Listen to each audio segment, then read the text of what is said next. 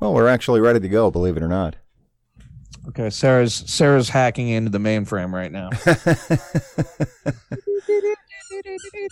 And here we go. She's in. All right, she's in like Shinn, as the saying goes. Elsie's here, you're here, I'm here. I think we have a quorum for sure. Hey, what's the dictionary definition of a quorum? I feel like it's 4 people. I'm going to guess and say 4 people. A group of at least 4 people. Got QUO in it, I mean.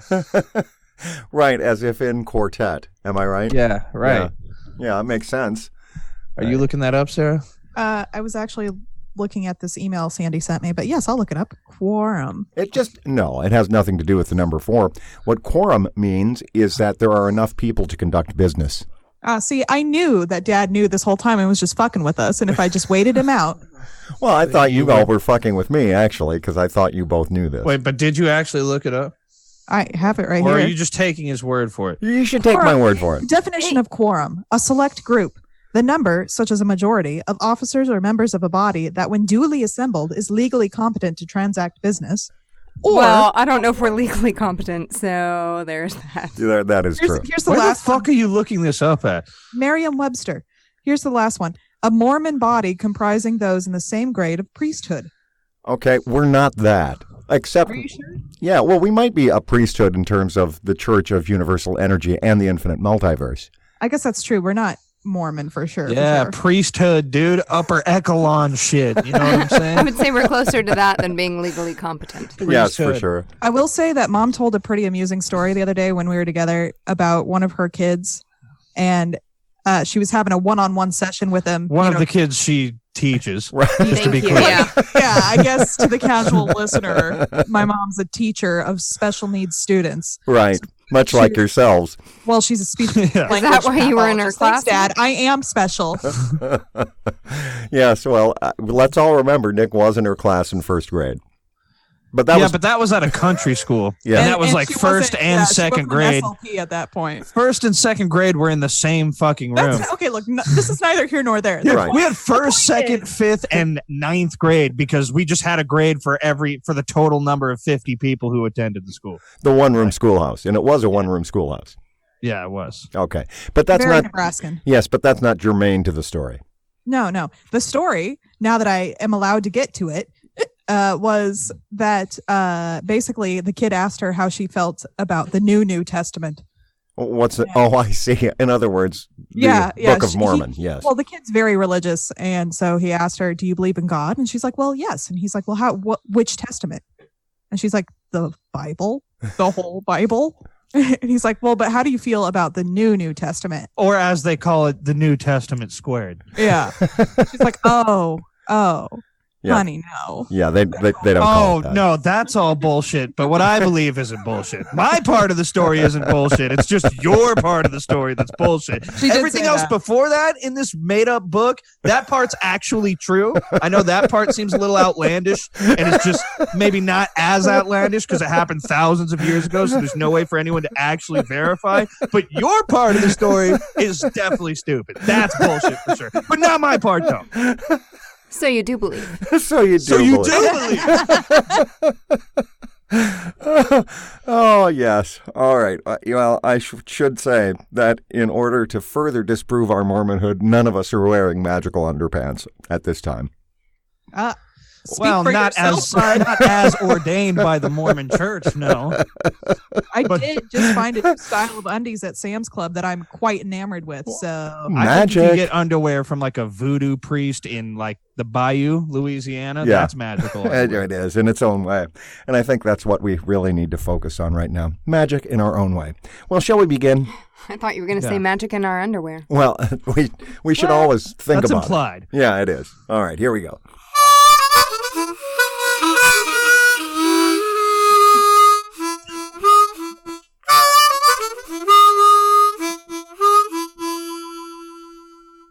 Welcome to a very special edition of A Shinn Show. I'm your host, Pete Shinn. With me, beloved spouse Elsie, joining me from an undisclosed location on the East Coast. Hello, Elsie. Hello. And we're also joined, as always, well, as most of the time, by son Nick and daughter Sarah in an undisclosed basement somewhere in a bunker in the Midwest. Ooh, I like bunker. I'm going to call this place the bunker from now on. I think it should be thus such, and so on. Well, let's start, as we do most days, with some personal news, shall we? Sure. Okay. Who'd like to start? Me? Should I start? Yeah, go ahead. It seems like you have something that you want to say. I really actually don't. I don't really have that much personal news, do I? Let's think about this for a second. Do I have personal news? Do I You have seem any? so, Only so you like can eager. decide. I guess so. I just wanted to get it out of the way, and I had something, and now I forgot it. Well, while you think about it, I could tell you all that we almost set the dog on fire last night, so that was exciting. Oh, yeah, that's right. We had some friends over. We kindled a blaze in the backyard. We have a fire pit. And then a burning ember popped out and landed on Lily. Not a burning ember. So first of all, we were having hot dogs, so of course she had to be in everyone's face. She finally lays down, finally settles down, and a significant burst of embers happened. So she had multiple flaming embers all over her fur, which she can't feel because her fur is so thick. So she's just laying there, and then Becky and I start having to hit her to try and put her out. And then she got very offended about us hitting her for no good reason. Like burning dog to you? Yes, exactly. And that, of course, Becky is the wife of the friend that was over. I mean, Becky is herself. She's not a friend directly. No, she is. She's a friend by marriage. Friend, yeah. She's a friend-in-law. Friend-in-law. I like that. She is. Actually, now And she beat our dog. Well, no, she didn't beat our dog. She set him on helped fire. You beat your dog. No. Right. She was complicit in the beating of the dog. Right. It's true. No, the real personal news that I have is that we power washed our deck, but we didn't get it all the way done. So I have to take a day off of work this week in order to conclude power washing the deck, and I have to borrow a fancy ladder in order to get to the gazebo. You see. That's actually on my to-do list, too. I thought you were taking a day off work this week because you were sick of Chris's shit. Oh, well, that's also true. But primarily, I'm taking a day off work to finish power washing the deck Now and he has gazebo. an excuse. But that being said, I did not realize that power washing my deck and gazebo was on your list of things to do, Sarah. Thank you. Oh, yes, thank you. Yeah, I misspoke. She's taking a red eye. I see. I got you. Well, so that's our personal news. Set the dog on fire, power wash the deck, hit the gym, and lawyered up. In terms of personal news for me, I won a hoodie. Oh, you did? From where? From a newsletter that I'm subscribed to, a developer economic newsletter. I see. This sounds like some sort of nerd newsletter, basically. It's, yeah. All right. How about you, Nicholas? Personal news? Yeah, you got a haircut. I can tell that. Yeah, I did. I can tell that through the. I can hear it. I can hear your hair screaming. Yeah. Usually it puts a whole different, I don't know, timbre on my voice when I have a certain length of hair. Exactly. And this is the case this evening. Yeah. Did I mention that I watched Austin Powers for the first time since I was a little kid recently? No. I know this is kind of more of a movie thing, but it's personal news that happened personally in my personal life. And that movie's fucking great, dude. I love that fucking... I didn't, when I was a kid watching it, I just realized that he was a goofy-ass dude and some glasses with some fucked up teeth. I didn't understand how funny that movie is. And now you know. And now I'm going to rewatch all of them. Well, that's great news, son. I'm so proud of you. Well done. Those are the advancements that are being made by me in my life. Yeah, in your life. Well, and you know what? I feel pretty good about it. Yeah, I think you should. And I'm sure Taylor, your 200-pound blow-up doll, is enjoying you watching these movies as well.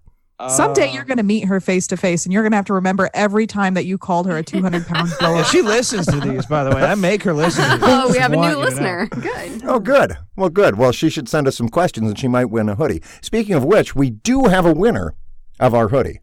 We got a winner.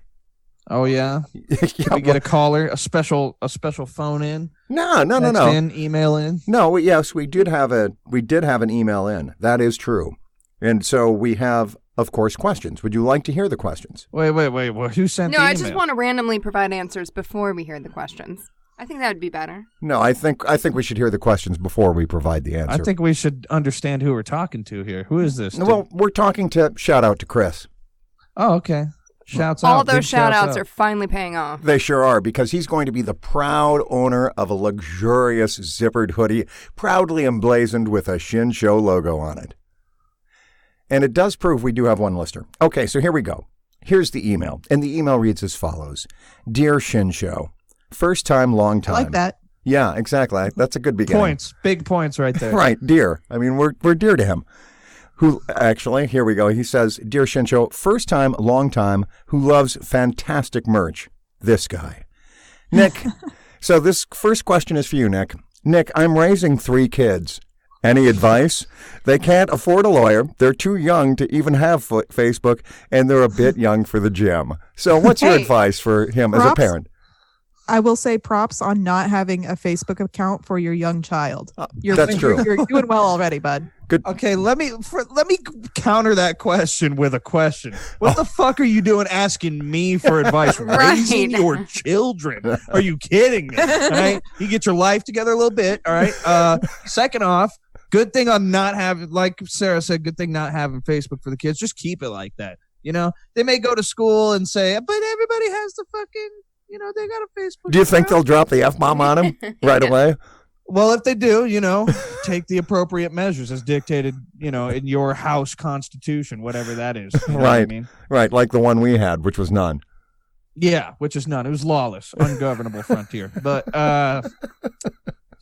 yeah, you know, make sure they eat their vegetables, you know, put them in fucking seatbelts, you know, drink the milk.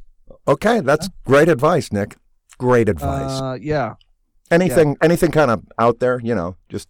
Oh, also, you said they haven't needed to lawyer up yet, but, you know, just keep some.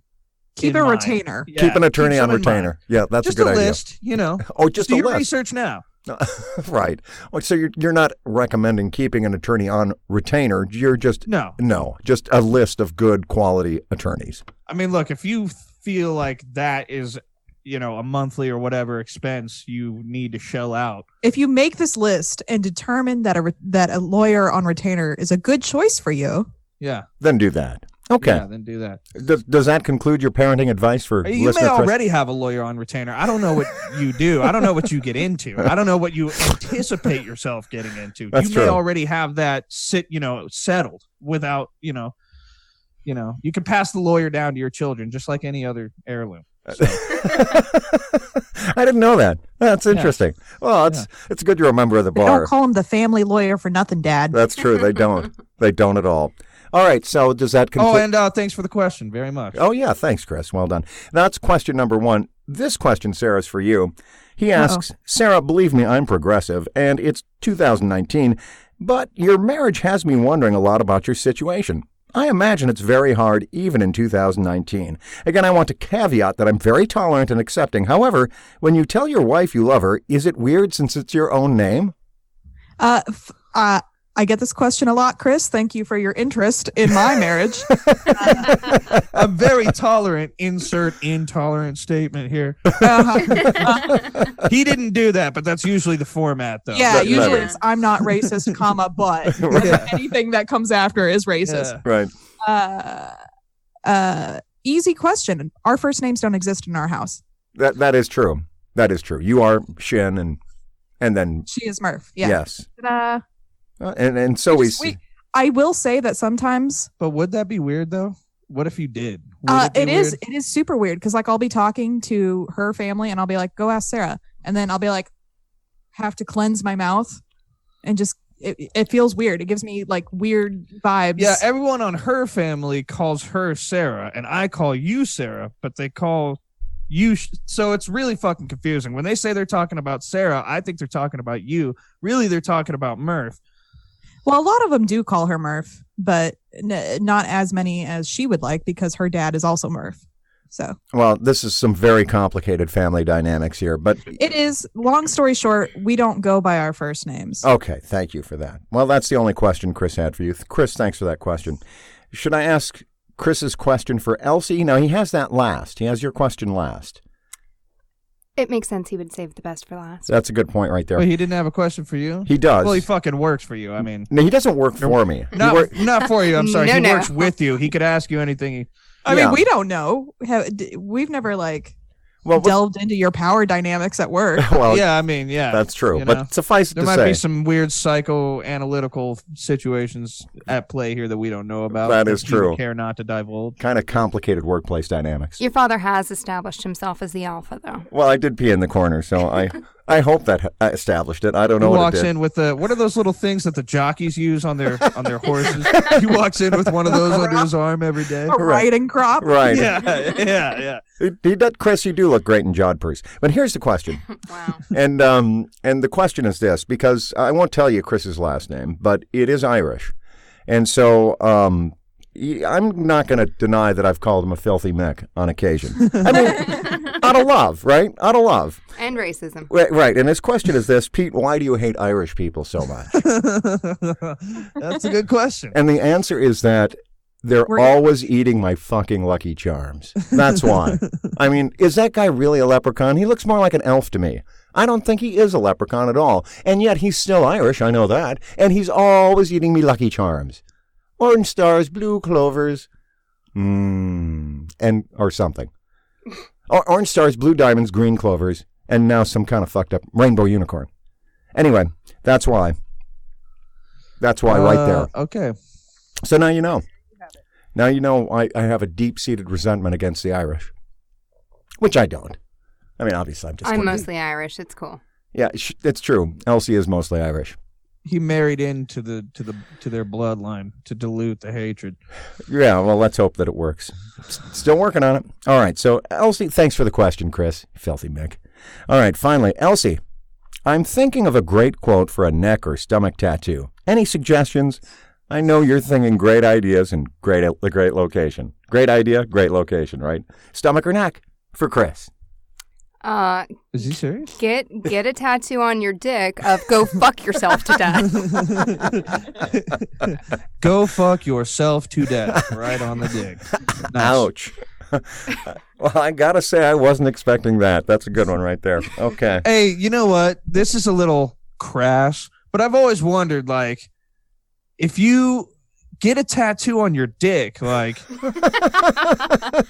Yes. look, I'm just saying, like, if you want it to look a Right. certain way, like, is it just Yes, you would have to be 100% erect. flaccid when they do it, or do you have to have? Do you want it? If you want it to look a certain way when it's hard, that means your dick has to be hard Yes. through the entire tattoo process. Well, yeah, Yes. your tattoo artist hands you a fistful of Viagra and says, I settle guess, in, bud. yeah, I guess there's medicine. All right.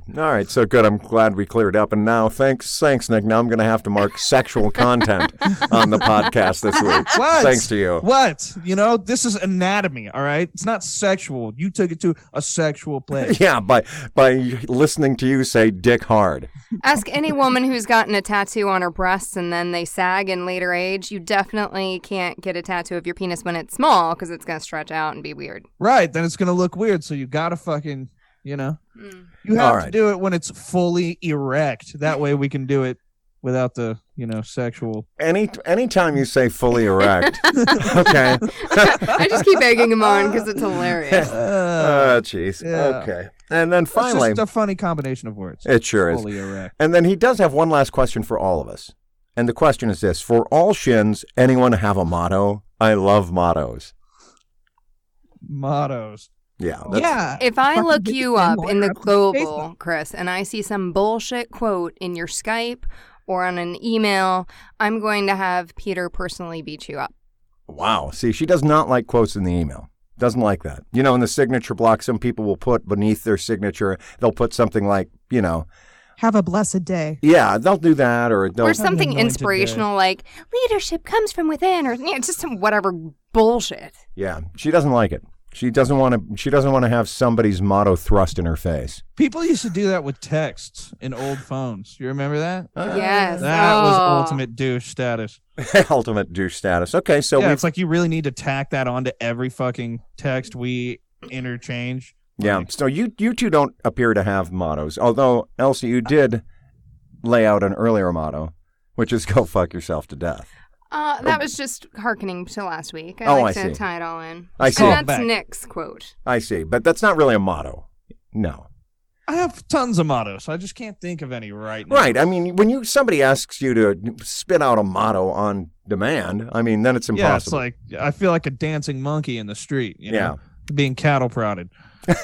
If the definition of motto would just be the thing that we say the most or have a tendency to hearken, call upon in a time of need, I would have to just say, fuck you. Fuck you is not a motto. Fuck you is an epithet. It's an insult, in fact. Yes. Epithet. That's a good word. I like that word. Yes, it is. I'm glad you enjoy it. No, I guess my motto would probably be, one day at a time, sweet Jesus. Really? Sweet baby Jesus. Indeed. Baby only. All right. I got the only two things here, the two mottos that Grandma always said to us growing up, and that's you learn something new every day. Right. And tomorrow is another day. Okay, very good. And the other thing she said was shut up and act like you know something. I think she said that. Or that might have been your great. Surprise me. That might have been your great grandmother. That's a good one for Chris. Chris, here's a motto. Shut up and act like you know something. There you go. Well, Chris, congratulations on your top quality, very enjoyable. I bet you're feeling real satisfied right now. Real satisfied. I bet you're thinking, wow, I'm real glad I took the fucking time out of my day to write this shit up and send it into those fucks. I bet he is. I bet he's feeling very satisfied. Feeling so satisfied, I'm going to make a stiff drink and just sit in my study and yell at anyone who tries to disturb me. That's probably how Chris is feeling right now. Anyway, Chris, #1 listener, owner of a delightful Shinn Show hoodie, which has on it emblazoned a Shinn Show logo, and it says on that logo, brought to you by Ziff's. That's right, Ziff's. Fine dining and a relaxed continental atmosphere all the way down south in Invercargill, New Zealand. Stop on by anytime and get their freshly baked kiwi bread and or their freshly slain koala slices or whatever it is that they serve right down there in Invercargill. Bottom line is you're going to love the meal that you have at Ziff's. And after you're done, you can sashay on over to the Throne Room. Wonderful tattoos for a perfect follow-on after your perfect meal at Ziff's. That's right, Ziff's and a Throne Room, both in Invercargill, New Zealand, both proud fake sponsors of a Shinn Show for more than 100th of a century. I'd also like to include one free voucher to Captain Kookie's family-style pizza palace and nudist hog waste lagoon vacation resort for lesbians only. That's way better than what I was going to say. So Yeah, that one free voucher. All right. Well, Chris, we'll get that voucher to you right away. Hope you know a lesbian. Well, he does, in fact. Hope you know a lesbian and have some kind of trench coat. You can do the old lesbian on the shoulders under the trench coat routine. That's your only fucking hope. Oh, that old routine. Oh, yeah. Oldest trick in the book. We've all tried it a couple of times in high school. Yes, that old trick. The old lesbian under the trench coat trick. Yes, on the shoulders. All right. Much more enjoyable with two lesbians. I wouldn't know. And of course, the legendary 3 lesbians under a trench coat. Is this more of that sexual content we were talking about? Yes, that's more. Look, once of we that. started, you might as well just finish it, right? Right. It's all the way to the bottom. All right. So enough about. I guess we've got personal news. We got the questions out of the way. I think we would be remiss in saying the following if we didn't say the following, which is this. Hey, we are not out of hoodies, ladies and gentlemen. So you heard the kind of top quality questions that we get asked here on a Shinn Show. And if you'd like to win yourself a top quality, a Shinn Show logoed hoodie, go ahead and send your questions to ashinshow@gmail.com. That's right, a Shinn Show, all one word, ASHINNSHOW@gmail.com for a free hoodie and, of course, the opportunity to get your questions, your burning questions, answered in such a satisfactory way as they've just been answered right now. I'm not saying that's aimed at you, 200-pound blow-up doll. I'm just saying it's not directed at you. You know, that's right. That's right, Taylor. I'm talking to you. Shout out to Taylor. Oh, you know her name now. Yeah, I've always known it. I've said Taylor's name many times. Taylor. Especially in the privacy, like not on this podcast, just to himself, right in bed when he's staring up at the ceiling, pretending to be asleep. It's very weird for me. Yeah, he just whispers it over and over. Taylor. That's not And true. then Elsie's like, are you okay? And he's like, yeah, I'm good. I'm sorry. I was just, must have been talking in my sleep.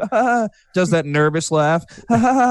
Meanwhile, in your undisclosed location, she jerks awake with a start. Yeah, this What's is... wrong? I just got this weird feeling that your dad is chanting my name. And then he looks over and waits until Elsie falls asleep and then reaches under the bed and grabs this creepy little voodoo doll. No, none of that happened. I'm glad he wastes time asleep. I reached down like pantomiming what I was talking about, and there's a dog's fucking nose right there. Yeah, well, that's what you shit get. out of me. That is what you get. Because I can tell you right now, you have made Thanksgiving very weird with that bit. I'm Very- I looking made forward to Thanksgiving it. weird? Yeah. No. You're the started one laying this. awake at You night. took it here. I didn't take it here at all. You Yes, went you that did. way, and then I took it to this level. Yeah, you did. That's true. And you should have known that would happen. I should have. You're right. Yeah, I- this is on you, buddy. It is. I'm ashamed of myself. All right. So moving on, though, to other items of note, which would be movies. Now, it turns out that Elsie saw 3 movies this week. Well, I did fly all the way to Minot in North Dakota, which is like 50, 60 miles south of Canada. So furthest north I've ever been in the contiguous United States. But that was plenty of movie time. So I saw Rocketman, Shazam, and then went to the theaters yesterday and saw Downton Abbey. So if anybody has any questions about those, send them my way. Otherwise, I'll just say they were all good. Oh, they were all good. You Rocket like Man. Shazam? Look, I realized that I'm like years and years behind on Downton Abbey, but I stopped watching it after Matthew died. spoilers. After Matthew died. And like now I need to catch up so I can watch that movie. So they're all on Amazon Prime, the entire series. Definitely watch it. And the movie felt like a really great long episode. And now it's like, well, now fuck. Now I just want another season. Wait, is Downton Abbey the British show? Yeah. Yes. Yeah. And it's just like about British people being British? No, it's about the French. Isn't that weird? Dude, okay, I can't remember what movie we were going to see. Maybe it was Midsummer, and me and Taylor were sitting in the movies, and the previews come on, and it's the previews for this Downton Abbey movie, dude. And like I'm like, in the entire trailer, I'm like waiting for anything to make sense. I'm like, so what is this movie about? Like, what are they? And it's just like British people, like in scenes, If you watch just the talking show, to each other. you would know. Yeah. It was. I like turned to her at the end, and I'm like, "So what the fuck is that movie? Like, what's happening in that movie?" Downton Abbey. British people talking to each other as they've never talked before, with a British accent. See it now. Look, this one's legs are crossed. Look, this one's at a fireplace. Look, this one's wearing a neck frill. Wow. But to your question about Shazam, I had zero expectations. In fact, I would say like negative expectations, and was super pleasantly surprised. I really enjoyed it. Shazam was one of my favorite superheroes as a kid, because he was just a kid. Well, he got the magic powers, and he says, Shazam! Yeah. Actually, he kind of reminded me of you. You know, the 14-year-old boy reminded me of your behavior now a little bit. Yeah, well, Steven, or what's his name? Steve Austin, a man barely alive. No, the fucking... God, I'm so ashamed forgetting his name. The comic book writer. He's dead. Stan Lee. Oh, yeah. Yeah, he modeled Shazam after me. I We were see. cool. Yeah, Y'all were tight. We were cool in Nice. the 80s. yeah, I understand. Right. You were tight to Dude, Stanley. is Stan Lee was he just always old? I've never seen a picture of young Stan Lee ever. He showed up old, and he didn't actually die. He just like metamorphized. He's coming back. Yeah, he just transcended to the next stage. Right, exactly. He was carried up. Like that Johnny Depp movie, Transcendence. Do you remember that movie? I do remember that movie. I liked that movie. I just rewatched it recently. Wow, interesting. Yeah. You've watched a few films lately. Or rewatched them. So have you seen anything new? Well, not new. No, not new to the world. I watched like half of John Wick 3 a couple of nights ago, like the first half, and then I had to leave because it was getting late. I was at a buddy's house. I wasn't like at the movies, but it was just as good as the second one. Yeah, It was fucking awesome. I see. I love that movie. Those movies are just so great. Like, So if you saw half of it, then you saw the part where they were in that hallway with all the knives and they're like fighting with each other. Yeah, that dude, was yeah. so fucking great. That was Knife probably Town. my favorite. dude, the first fight when the dude walks up with the book, like he's in the library, and that's like his special. Yeah, and yeah, that giant Russian dude or Yeah. whatever walks up and he just like breaks his neck with the book. Yeah, He I fucks him forgot up about with that book, Yeah. dude. Yeah, good movie. Okay. Good movie. Yeah. States your violence quota, Yeah. So Yeah. for the It's- people it is that like too happy. For people who like historical movies, I will say there was a preview for a movie about Harriet Tubman, which actually looks pretty badass. Yeah. I'm looking forward to that. Yeah. Does she have a would cry shotgun? through it. Yes. She does. Actually, a couple times. Shall I do the preview for that Harriet Tubman movie? No. Yeah. In a world where there are slaves, and these slaves need to escape, one woman risked everything to make it happen. What do you think? No? One woman with a polka dot bandana and a sawed-off shotgun. And then it just plays the Mission Impossible theme. Dun, dun, dun, dun, dun, dun, dun. And then but it doesn't show any actual footage. And then you're like, wait, what's going on? And then it's the actual footage is like a serious movie. Yeah, in all, yeah. She doesn't have any of that, and she's very serious and tense. Yeah, well, and of course it was serious and intense. Unbelievable that she ran the Underground Railroad. Now, here's the story. Did you already watch this? No, but I read the book. I mean, I understand what happened there. Because, in part, one of the homes in which I lived as a young boy was a station on the Underground Railroad. It was a large Victorian home that had a large basement with underground tunnels that led to other parts of the house. It was really an extraordinary home.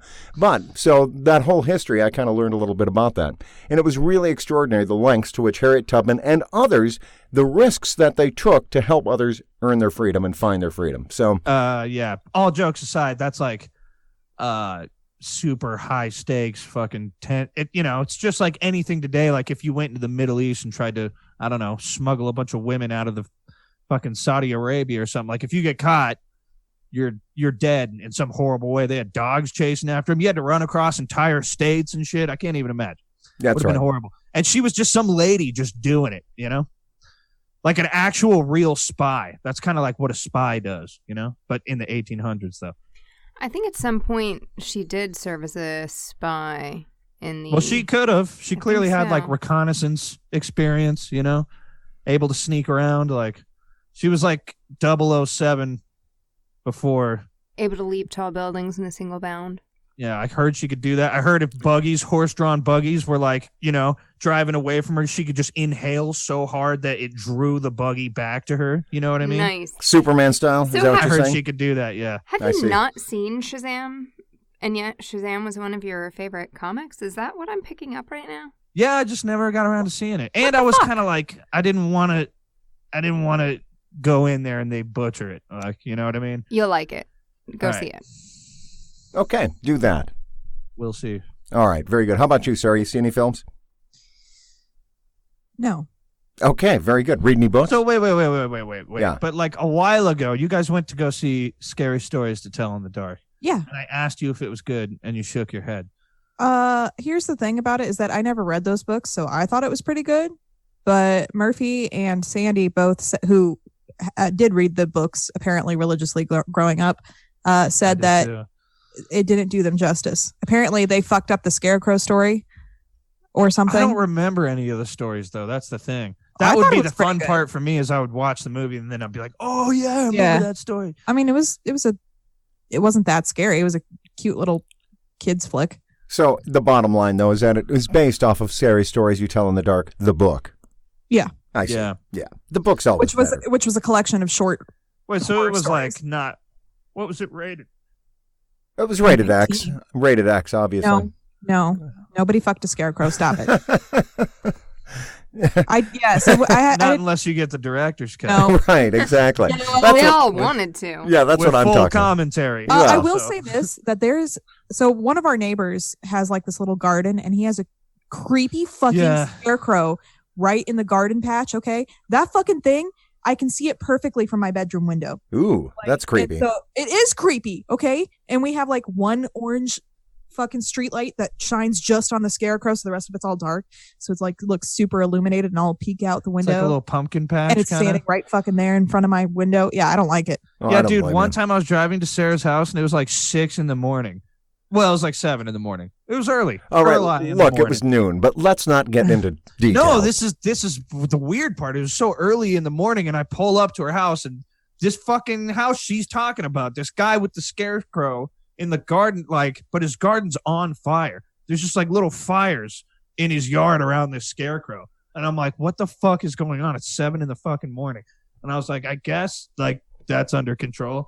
And then I just didn't do or say anything about it. But yeah, it was weird. I was like, why does he and this is like in July, you know? Why do you have fires in your front yard? Why do you have a scarecrow in your front yard? Like, well, for the rights, obviously. You know, for the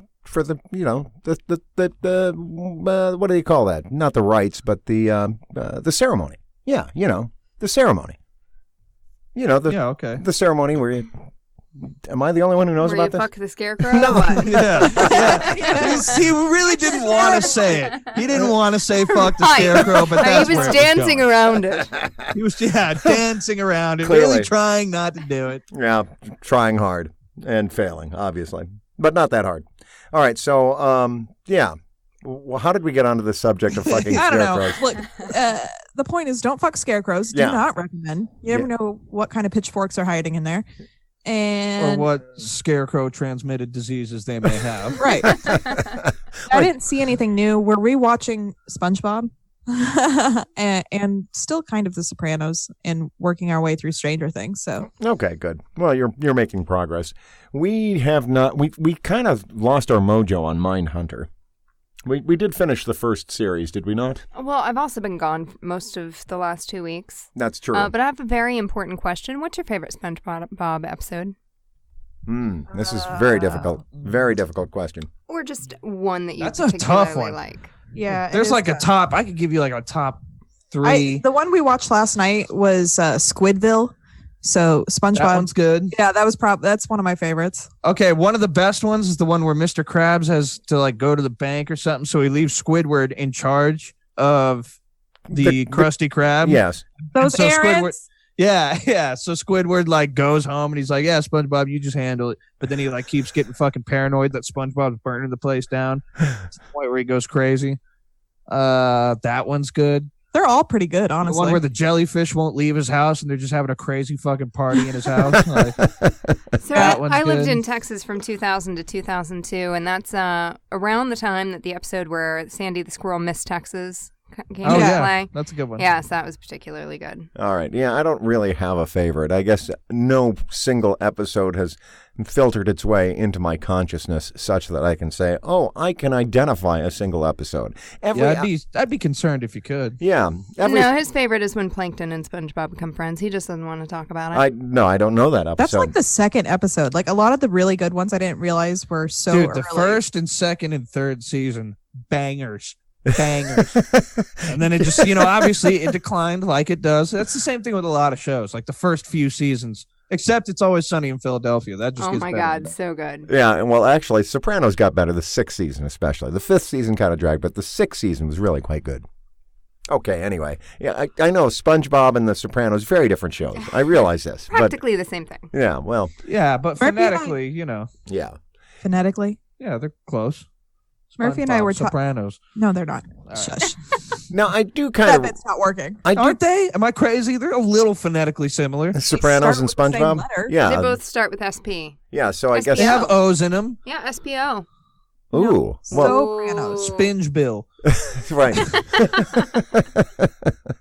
All right, so Right. yeah, here's the point. Hey, I do remember one SpongeBob episode where who's the guy that runs the Krabby Patty? Mr. Krab. Mr. Krabs. Yeah. Yeah, Mr. And it's the Krusty Krab, motherfucker. The Krabby Patties are what they make there. Are you fucking kidding me? Heretic. Wow. All right, take it easy. You blasphemous heretic. How dare you? Anyway. Yes. Well, so anyway, I remember that they ran out of crab for the Krabby Patties. And so Oh my God. SpongeBob had to like come up with some kind of substitute. I kind of remember that. And I think he came up with, I don't know. Patties. What's that? Pretty patties. That's what he came up with? Yeah. Yeah. So what happened? I just watched this episode. Oh, good. What happened was And they don't use crab meat in the No, Krabby Right, Patties, dude. exactly. That would What be kind like- of fucking sadistic shit well, do you maybe think that's this why is? there's only one crab. And They use Omaha steak. Right. You dumbass. The point is that Mr. Krabs was going through a bit of a dry spell Right. and wasn't making any money. And he's like, we need to spruce this place up. Right. And SpongeBob said, I've got an idea, pretty patties. And Krabs and Squidward laughed him out of the Krusty Krab, so then he made his own food stand, which was wildly popular. Yeah. And then I remember on the commercial, Mr. Krabs is watching how wildly successful SpongeBob is getting. He's like getting interviewed, and he's like, "We didn't know what to do with all the money at first. We tried burying it, we tried burning it, and then we just started giving it away." So they just have like a fucking another stand next to the Krabby Patty stand, where they're just giving people bags of money. Although my single favorite SpongeBob moment is the one where it's the hat and it gets buried and it's like, "You're number one, Smitty, blah, blah, blah." Smitty Werben Jaegerman Jensen III. He was yes, one. But as he's walking to the cemetery, Squidward is standing there at a gravesite, and the gravesite is Squidward's hopes and dreams, and I fucking love that. All right. Yeah. Squidward is definitely the best, most relatable character on SpongeBob, and watching it through as an adult. Yes. I see. Well, that sounds sad. Squidward's hopes and dreams. What a baby. Yeah, no doubt. Yeah, I disagree strongly that Squidward is the most relatable. He's totally neurotic. On the other hand, SpongeBob is an endless fountain of optimism. Neurotic? I mean, that dude literally just wants to fucking sleep, okay? That's all he ever wants to do. And his dumbass neighbor is right there 15 yards away from him just doing some dumbass shit all the time. Yeah, so Squidward suffers, in my opinion, from chronic depression. I'm surprised Squidward I would never say took sleep depression. Yeah. But Probably both. Yeah. I mean, they're not mutually exclusive. No, far from it. I'm surprised Squidward has never taken his life. That'd be a great episode. Squidward kills himself. Yeah, wouldn't that actually, be a there great is, message dude. for There the is like kids? a hidden episode. Like there's like some weird. What's the word for it? Like I guess a conspiracy about it. Yeah, it's like a lost tape, and they're like, you can look this up, bro. And I think it's called Squidward's Suicide. And he like does like a clarinet recital, and then at the end he goes home and blows his brains out. It's a real fucked up picture. Yeah, that is.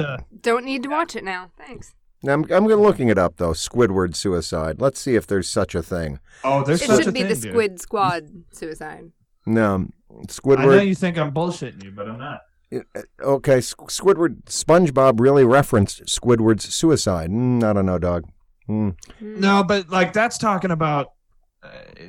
That's different from what I'm saying. There's something about creepypasta. I don't have time for all that. Anyway, SpongeBob, good show. So here's what I'm reading. What I'm reading right now is A Handmaid's Tale.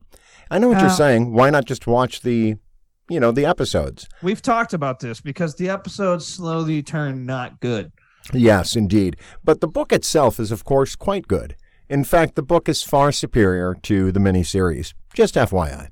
The book is like 3 pages long. No, it's like, not. It's it's not very long. It's a 310-page book. How long do you need a book to be? Here's what I liked about the book. It was that at the end, it went into like a post. What's that? Gideon? Yes, a post-Gideon situation. Yeah. And like from a academic standpoint, which I thought was pretty cool way to give insight into the world, because you don't see that from the perspective of Offred. Yes, indeed not. Well, I think Margaret Atwood, obviously, one of the great writers of her generation. And I wanted to read that book simply because, obviously, I saw the better part of the first series of A Handmaid's Tale. I thought, man, this must be some kind of book to produce this kind of content. That's what I thought. And I was correct. I do recommend it because it is truly a cautionary tale about what happens if men have unbridled power. Oh, you mean like they do? Well, yeah, I was just going to say like it's been like for Weird. the last 3,000. Yeah, you're really, blowing like, my mind 12,000 right years. now. I'm just saying like, thousands and thousands of years ago, it's just like who's physically strongest. And Right. yeah. It's Well, not like happening right now in the world at this moment or anything, if that's what you mean. well, it's gone the opposite direction in later years, I think, but What? it didn't used to be like that. Well, yeah, It used to be pretty fucking crazy, It used to be Well, like a it's lot worse. Like it still is. It still in, is in a lot of other places. parts of the world. yeah, it's true. Reference Afghanistan. But in any event, that being said, I will say this about that, which is, did I impress you with my wokeness, though? wokeness. Yeah, I was Any impressiveness that you may have achieved in your fucking Right. little speech there was definitely just lost when you Right. said the word wokeness. Unironically. No, it was ironic. It was. Okay, well, you can say that now, but I can because I'm claiming it. All right. So anyway, that's what I'm reading is A Handmaid's Tale. Really enjoyed it. And then I read a book before that was so forgettable I can't remember what it was. So there you go. Hey, you know what, though? What? Do you guys know who Reverend Jim Baker is? Of course. Yes. Yeah. Oh, my God, dude. I had no idea. I had no idea what this was. I just discovered him a few days ago. Fill us clueless people in. Oh, my God. He's a reverend who often has shows, like they're kind of like infomercials, you know, where they're selling something, and he's usually selling in bulk giant plastic buckets full of food, preying on gullible elderly people. That's always who's in the audience, because the end of the world is happening now. And I mean fucking now. And you can't get your fucking food later. You can't get it. In 6 months, there ain't going to be no more fucking food. So get your giant buckets of food for $2,500 now. And I mean now. People are buying more and more food. Look, you have to use this little military foldable shovel to get the fucking rice into the giant tub to mix it up. And then he says something about the shovels, and then we watch another video, dude, and now he's selling the shovels. He's going on this tirade about, like, what are you going to use to dig the latrines? When you're in your bunkers, what are you going to do with the doo-doo? He literally says that. He goes into the crowd and he's just like staring everyone down, like just scanning the crowd, waiting for someone to challenge him. And I'm like, this guy is he's a good salesman. Yeah. So did you watch a documentary? Like, how was this brought Well, to no, you? there's this guy's name's Vic Berger. I would strongly recommend watching his videos on YouTube. He just edits videos of shitty Things. people. Yeah, I got it. He's got a bunch of Trump videos, which are really funny. Like, but you know, and the Jim Baker videos I watched were obviously all edited and cut up to be even more creepy. But he still said those words. Like, Yeah, those, you know, it was crazy. Did you I had happen no to idea. come? Did you happen to come across his wife, Tammy Faye, by any chance? Yeah, the lizard. That woman looks like a 28-year-old lizard. Yeah. You know, you need to do what Sarah's doing, which is bring that mic right up on your mouth there, son. It's up on my mouth. Okay. Something weird's happening. All right. Anyway, look, I will tell you that Jim and Tammy Faye Baker have been mainstays they were mainstream in the 80s, man. Mm-hmm. They've been doing this for decades. Yep. Decades. And then there was some in fact, they opened a theme park at one point. They were on the 700 Club. Wait, but he's got a new wife now. I'm sorry. It's Linda Baker now. Yeah. It's a new wife now. It's out with the Tammy Faye, in with the Linda Sue. Is that kind of it? I'm pretty sure she's a blonde chick. She's had a lot of work done. She looks like a lizard. Could predatory eyes. Could be the same gal. Hard to say. You know how like Voldemort's got like no nose? It's kind of like that. Oh yeah, I like that look. And her teeth are filed to points. Oh, I enjoy that. I need to look her up. Man, I wish we had like, if you know, sometime in the future, if we could set up like a video segment, you know, and just I want to play these videos, just like a little clip, just for Sarah, just for anybody who hasn't seen this. It is fucking insane. And then the camera will pan to the crowd. Who's in the crowd? Bunch of old fucking people, dude, just preying on them. I'm like, how can you live your entire life? What are you, 60 years old? And you've been functioning and having a job and shit and paying taxes, and you really think that this dude up here is telling you the truth with this $2,500 26-gallon buckets of food? Dude, you can't seal food in plastic buckets. That's not okay. Like, it's not sanitary. You can't do that. Like, all right. Well, I can see that Jim and Linda Sue Baker have gotten you fired up. Anyway, they got me under my skin. I understand. So if you want to see more, go to Vic Berger on YouTube, and you can see all you want to see about this particular subject. Shouts out. Yeah, shouts out to Vic Berger. Well done. Okay, so that's what we've been looking and listening to and watching. Did you guys see any? By the way, I am on track to win my second fantasy football contest in a row to go to 2-1. No, there's no guarantees, but I'm on track for victory this week. Just FYI. Very impressive. Thank you. I knew you'd be impressed by that. About time. How much of that is due to Brad's help, and how much of that is actually you? Brad's helping. He done good. Brad gets credit. Shout out. I don't know who Rutgers played the other day, but and by the other day, I mean yesterday, was it? I don't know, but I saw this clip of like the quarterback had just thrown for a touchdown, and then an offensive lineman like picks him up, you know, like they're celebrating. Yeah. And then he lets him down and just punches him in the fucking head like real hard, dude. Like, you know, Like, it knocked his helmet, like, all the way back and shit. I see. And Like, he rocked him. Like, you know, it was clearly like he was just meant to slap his head, but he was on maybe a little bit of steroids, but definitely a lot of adrenaline, and he just fucking clocked his quarterback in the face. you know what? Yeah, sometimes that'll happen. You know, it's the exuberance of youth. That's what it is. Yeah, but this was like exceptional. Also, did you see that? What was it? A Mississippi player got, like, the way he got tackled.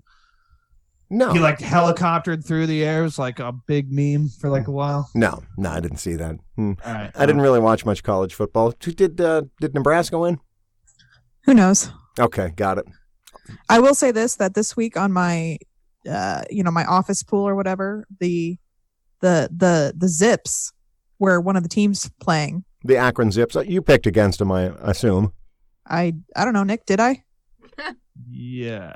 Okay. Actually, well, I said they were definitely going to get clubbed like baby seals, but then I was like, you know what? Maybe you should just pick them just for loyalty. That's right. I do remember that conversation, and then I don't remember what happened after that. So yeah, whether you did that or not, if you did pick them, you know, you lost that one for sure. But you know, maybe not though. Maybe, you know, with a little faith, trust, and pixie dust. Anything's possible. Maybe even a Zips victory. Not Zips. Zips. All right, so yeah, I know that Alabama beat whatever team they played. I think Southern Miss like 49-6. I think there's no Clemson beat whoever poor patsies they played like 56-3. These are not actual scores, but the point is simply this: that I'm real excited about watching Alabama and Clemson play again for the national championship. It could be Auburn. I don't think so. It could be. It's possible. They beat Texas A&M by, I think, 28-18, something like that. 28-20, something like that, in a game that wasn't as close as the score suggested. But I don't think actually anybody has a chance of beating Alabama except for Clemson and the New England Patriots. Those are the two teams, I think. Okay. Well, yeah, I mean, yeah. Yeah. And I don't think Clemson has any chance of being beaten by anyone except Alabama and potentially the Los Angeles Rams.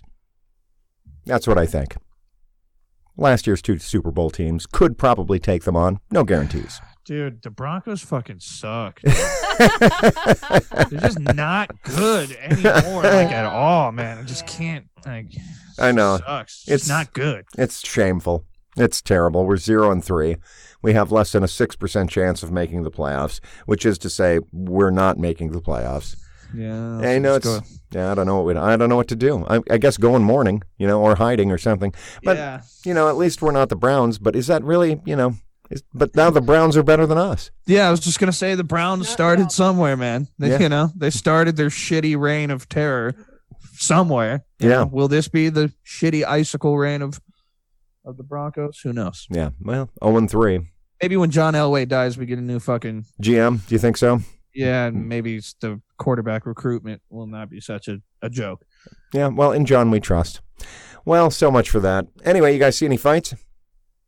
Yeah, the main event last night it was pretty fucked up. Like, it was supposed to be Yair Rodriguez versus Jeremy Stevens. Yeah. In Mexico City, and Yair Rodriguez is from Chihuahua, Mexico.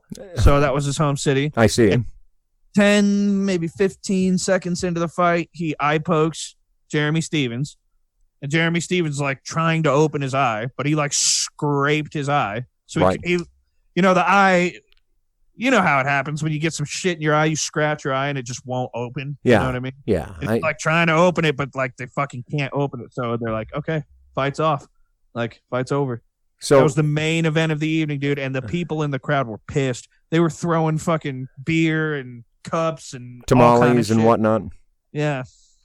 Yeah. Yeah. I see. And what's his name? Yair Rodriguez was really pissed off too. It was like, I do kind of feel like he was playing it up a little, because he's in his hometown. Yeah, and I saw what he said at the press conference. He's like, look, if he couldn't do it, he couldn't do it, but he's the one who has to live with that. Like, and I was like, what the fuck are you talking about, dude? You scratched his eye. And with your nasty, well, I guess it wasn't was this toe? I thought it was. Oh, was it toe scratch? No, it was with his hand. Like, was it 15 seconds into the fight? Like, the first thing he did. Oh, see, I thought he did kick him once, and I thought maybe that's what it was from. You thought it was his like hand. It was his fingernail. And like, I don't know.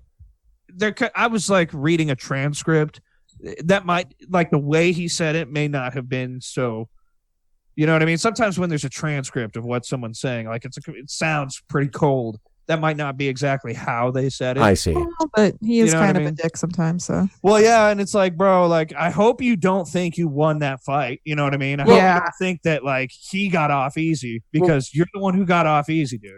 You were gonna get fucked up. You may have even won, but you were for sure gonna get fucked up. Like he was gonna make you work for it if you did win. Well, that's a big if. Well, I'm super confused. Was it a TKO then, or just a stoppage? No contest. No contest. Okay, no decision. All right. Yeah, but like, can you imagine? Like, that was the fight everyone came to see. It's in Mexico City. Dude's from Mexico, one of the main event fighters from Mexico, and then like you get 10 seconds of them, circling around the octagon, and then like they have to call the fight off. And Mexico City, like the fucking traffic to get out of there. That's what you're thinking. Like you came out there, you've been waiting for hours and hours. So like, man, the traffic's probably gonna take me about 6 hours to get home, but that's okay. Because this is going to be a crazy fight, and then it doesn't even happen. Wow. Yeah, that is sad. And then Michael Bisping, who's a commentator now, but who was a former UFC champion, came up behind Yair Rodriguez to, like, interview him after the fight. Yair, like, threw his hand off him and got, like, kind of froggy with him for a second. And it's like, come on, dude. Like, Michael Bisping will fuck you up. You don't want this problem right now. And it's just an interview. Now, how excited are you for the upcoming fight between Nate Diaz and Masvidal? That's going to be a good one. Yeah. That's going to be so fucking G. What's Masvidal's first name? Jorge. George. Yeah, George Masvidal and Nate Diaz. That's going to be off the chain. That's going to be a great fight. Assuming those are some two fucking, that's crazy Florida man versus crazy California man. Yeah, they're two great fighters, and it will be epic, assuming that somebody doesn't scratch somebody's eyeball. Nah, I don't think. Nah, dog. Nah. They don't see. There's certain fighters that shit doesn't happen with. You know what I mean? Like, there's certain things where it's like there's always the shadow of a doubt that it was on accident. Like accidentally taking steroids. You know what I mean? Getting what's it called? Tainted supplements. Yeah. You know what I mean? Accidentally poking someone's eye. But then there's other fighters who just never do it. No fucking problem. Never had no problem with no steroids. Never poked anyone's fucking eyes out. You know what I mean? So it's like, I think you're bullshit when you say it's on accident. Although this thing with Yair Rodriguez was obviously, he didn't want to do that, but. Be careful, dude. Come on, keep your fucking fingers out of people's eyes. Like you're a professional. Like fucking hard, dude. You serious, dude? Like, look what happened. Yeah, I almost choked to death. I was taking a sip of water when you said accidental steroids. Yeah, I know. That sounds ridiculous, but there's a shadow of a doubt where people say they were getting some creatine. And people make, some company make steroids and they also make creatine and they didn't wash out the steroids vat and they just made the creatine. And, that shit allegedly happens. You know what I mean? There's like the shadow of a doubt where you can't prove that. Yeah. That's happened to John Jones like what, 6-8 times? Yeah, a billion times. Yeah. Same thing with an eye poke. Like, you there's a shadow of a doubt that it wasn't on purpose. Yeah. So like you can't prove that it wasn't on purpose. Yeah. But you can watch it and be like, come on. All right. So listen, let's just ask each other questions at this point. Do you have any burning questions for me? Anything that you've, come up from your childhood, anything like that? I do. Why did you feel the need to spit out all that water on me when you were choking to death a minute ago? Well, I mean, I know you're about to die and all, but can't you face the other way for that? No, I couldn't, obviously. I didn't realize you were there. You're so wee. Now you're calling me small. Yeah, well, you are small. So, yeah, it was an accident. Sorry about that. The good question, though. How about you, kids? Any burning questions for me? It's okay. I mean, not when you spring them on me. Oh, I try to process my trauma and repressed memories. Right. I want a good one, though. Right. Really bring something deep out. Yeah, well. Hey, I know we talked about Dad and how we kind of talked about the whole where the fuck are Harry Potter's grandparents thing? Yeah, we talked about that. And then Sarah said that Pottermore said that they died a violent death or a tragic death Illness. I mean, it was chicken pox, basically. Dragon pox. Oh, I see. Yeah, they got dragon pox. I got it. It's just retcon. It's okay. JK special. Yeah. JK special. Did I ever ask the Reddit there's an Ask Reddit that was like, what just doesn't make sense about the Harry Potter universe? Oh. Literally fucking all of it. Like, come on now. What are some good examples that pop to your mind? Well, it's magical for one thing. All right. like, how do they not know how to interact with everyone? Like, okay, the fashion thing. Yeah, I mean, can't they look at a magazine? Yeah, well, any of it. I mean, and then in the books, they all wear robes all the time and blah, blah. But in the movies, they're all wearing muggle clothes all the time. I don't know. I just figure your fashion out. You live on a fucking island. You can't tell me that you're that isolated from part of a population of which you are a part. Yeah, good point. And the other thing is, where do they shit? I got to ask that question. I mean, do they take magical shits? What happens? In their shitting hat, obviously. Yeah, they could just apparate it somewhere else, right? Yeah, they could. Well, they could apparate themselves away from their shit. I feel like they could shit in a bucket, hold the bucket, then apparate to like the top of a mountain, empty the bucket, apparate back to the dorm. That seems like they're back in time for tea. The sorting hat is a shitting hat every other day of the year.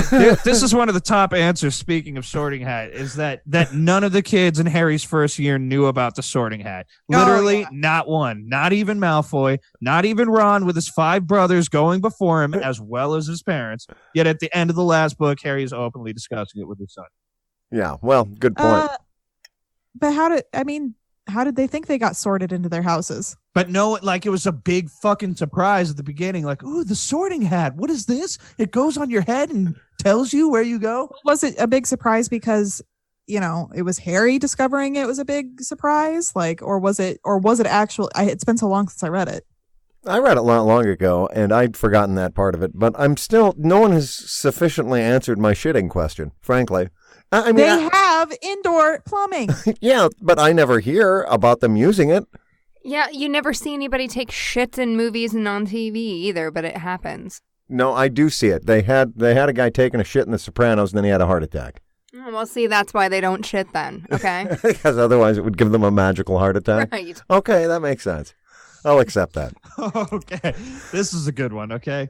That Hogwarts is supposedly one of the safest places in the world, and supposedly only for the best of the best. Okay, I can assure you, if my kid is at Eton or Phillips Exeter and there's a ghost of Wizard Hitler living in the back of a teacher's head one year, and then the kid's being petrified and a possessed girl finding a snake dungeon in the girl's bathroom the next, and then and then a supposed murderers hanging around campus the next year, I'm going to have to evaluate whether or not my kids can stay at that school. Huge security problems at that fucking school. Yeah, that's true. Every year there's something. At least while Harry's there. Harry's a real menace. Let's be honest. Well, it was Dumbledore's fault, really. Like, this motherfucker is supposed to be some kind of all-powerful wizard, and he's just asleep in his fucking office while Voldemort is just doing his thing to the back of someone's head and shit. Ogres, trolls in the dungeon. Okay.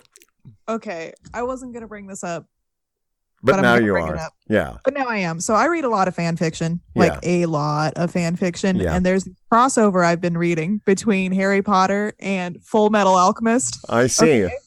And I really wanted to show it to everyone who's seen both of those things, because the protagonist from Full Metal is like logical, and so he goes to the wizarding world and he's like, what the fuck? And so he meets Dumbledore and he's like, so if you killed the spirit remnant, wouldn't it like disband his followers now, and then you would have more time to find all of these pieces of his soul?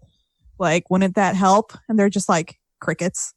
I don't know. It's a hilarious way to point out a lot of the flaws of the Harry Potter series. Yeah, like, so Dumbledore should just go kill Voldemort right away. Yeah. He always had the power to do that. Like, But he had to raise Harry and kill him. Raise Harry? Like, he was always... There's so many parts where I'm thinking, like, where the fuck... What was Dumbledore doing? Like, he's the head fucking master. The #1 wizard, right? Like, couldn't he solve all this? Like, just show up, apparate, boom. Handle it. Why is he letting a fucking kid almost his dumbass friends almost die in the basement of your fucking school, dude? Because he's sick of their shit.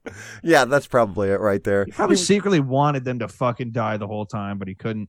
Yeah, couldn't make it happen. No, that's giving J.K. Rowling too much credit. Another thing, dude, is that like you're gonna tell, like, it was just so clear that some of the spells were added just to advance the plot and then completely forgotten about again. Yeah, like, dude. The Accio is going to be a 4th year spell. like just the spell to bring shit from over there to you. You're not going to teach that till the 4th year. It was used literally 0 times before the 4th book. Okay. A time travel necklace. Oh, we're traveling time now. Watch out. Don't want to create a paradox.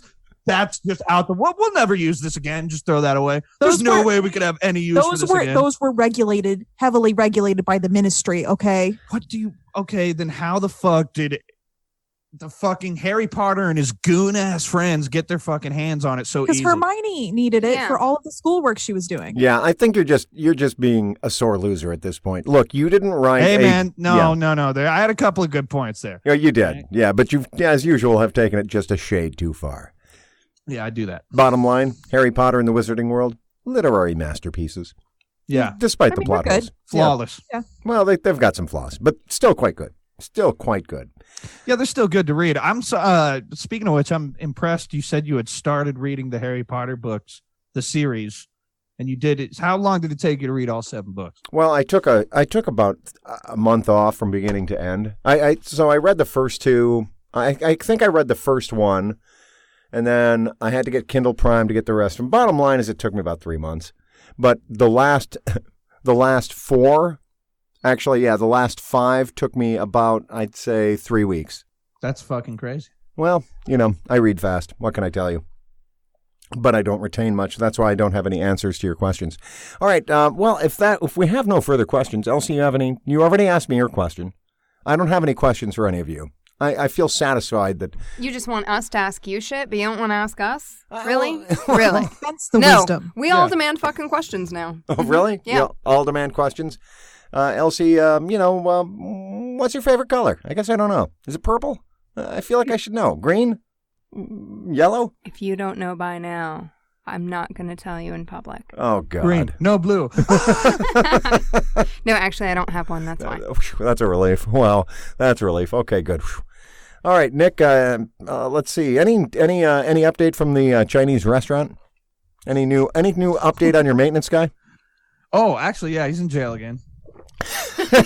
Of course. All right, very good. And this time the bond is very high. Yeah, I got you. It was already very high. I think it was this time though. I think it was because he just didn't show up for he said his lawyer didn't tell him that he had a court date. Yeah, it's a story as old as time. I got it. Yeah. Well, so your crazy maintenance guy's in jail. Good. All right. And Sarah, can you do any? Can you tell me some smart computer thing just real quick? Just any smart computer thing. I'm listening. You can say anything. He'll think it's smart. Wait. Are you guys in like a hurry? You got some shit to do here? Well, I mean, we've run like 7 minutes past an hour. I mean, I would like to eat dinner at some point. Yeah. And we've been power washing for like 6 hours and are exhausted. Yeah. So, Sarah, you're up. Something smart computery. Fucking do your security patches, yo. Ooh, quarterly. Wow, that's smart. That is so smart. How come? Because otherwise people will hack your shit and you'll get viruses. I don't ever use my computer. Well, really, I'm talking more from a sysadmin sort of role, but you should still update your computer, dude. It'll help run better and last longer.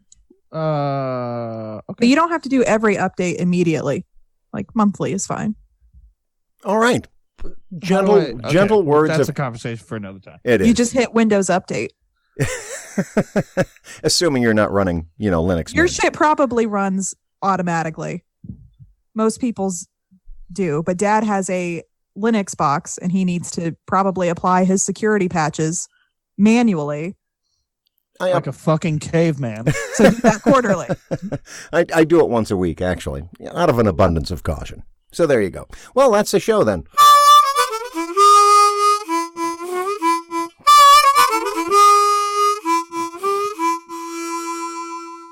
A Shinn Show is a production of Shinnfluence. It features the voices and opinions of the Shinn family, which are exclusively and entirely their own. It's brought to you on a fake basis each week by Ziffs and by The Throne Room, a restaurant and a tattoo parlor, respectively, both in Invercargill, New Zealand, both fake sponsors of A Shinn Show for more than 100th of a century. You can find us on Apple Podcasts, Google Play Music, or wherever you get podcasts. Be sure and join us again next week when we'll hear Elsie say... Are we there yet? Yes, indeed. And so we'll see you next week, kids. Yeah.